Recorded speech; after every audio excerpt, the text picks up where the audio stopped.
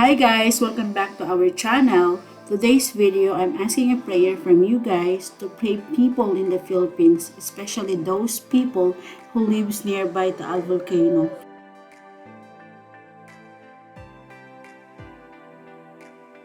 To give you an idea, Taal Volcano is a complex volcano located on the island Luzon in the Philippines. It is the second most active volcano in the Philippines with 35 historical eruptions. All of these eruptions are concentrated on Volcano Island. It is an island near the middle of the Taal Lake.